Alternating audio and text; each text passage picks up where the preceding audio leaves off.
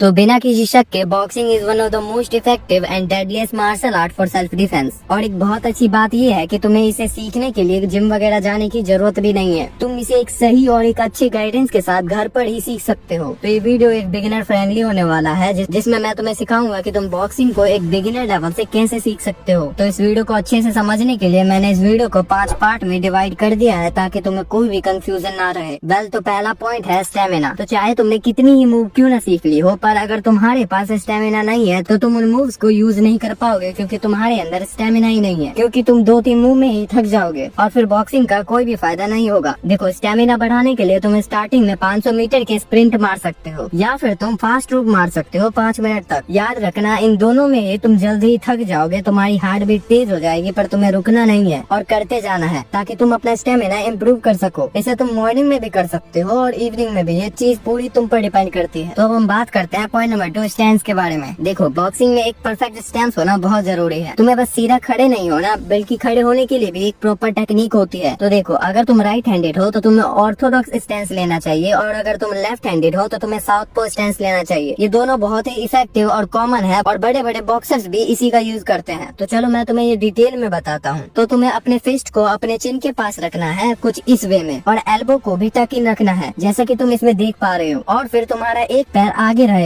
अगर तुम Orthodox use कर रहे हो तो तुम्हारा राइट पैर आगे रहना चाहिए, और अगर तुम साउथ पो यूज कर रहे हो तो तुम्हारा लेफ्ट पैर आगे रहना चाहिए। इसे सीखने के लिए तुम नीचे टेप लगाकर कुछ इस वे में लाइन बना सकते हो, और अपने आगे वाले पैर को थोड़ा आगे करो और थोड़ा सा बेंड करो। देन पिछले वाले पैर को कुछ इस वे में पीछे रखो। ऐसा ही तुम्हें साउथ पो के लिए भी करना है। बस अपने लेफ्ट पैर को आगे रखो और बाकी सब सेम होगा। पर अब जो मैं तुम्हें बताने वाला हूँ उसे ध्यान से सुनना। Be light on your feet. तुम्हें अपने पैरों पर ज्यादा वेट नहीं डालना है, थोड़ा लाइट रखना है। और ऐसा करने के लिए तुम कुछ ड्रिल्स परफॉर्म कर सकते हो। पर अगर तुम डेली स्प्रिंट जंप रोप लगा रहे हो तो तुम्हें चिंता करने की कोई जरूरत नहीं है, क्योंकि तुम टाइम के साथ लाइट होते जाओगे। अब बात रही कि लाइट होना ही क्यों है, तो तुम्हें अपने फीट पर लाइट होना है फास्ट मूवमेंट के लिए और इन आउट के लिए, और सबसे इम्पोर्टेंट डिफेंस के लिए। अब अगर हम डिफेंस की बात कर ही रहे हैं तो हम बात कर लेते हैं पॉइंट नंबर 3, जो कि डिफेंस है। देखो, डिफेंस को ट्रेन करना सबसे हार्ड होता है, जिसमें से एक है ब्लॉक। अब ब्लॉक करना कैसे है, तो देखो, इसमें बेसिकली तुम्हें अपने हाथों से सामने वाले का पंच रोकना है। डिफेंस के दूसरे टाइप भी होते हैं, जैसे कि हेड मूवमेंट, जिसमें बेसिकली तुम्हें अपने हेड मूवमेंट से सामने वाले के पंच को डॉज करना है। मतलब तुम अपने ओपोनेंट के पंचेस को डॉज कर रहे होते हो। अब तुम्हारे माइंड में ये क्वेश्चन होगा कि इसको प्रैक्टिस कैसे करेंगे। देन तुम इसके लिए शैडो बॉक्सिंग कर सकते हो,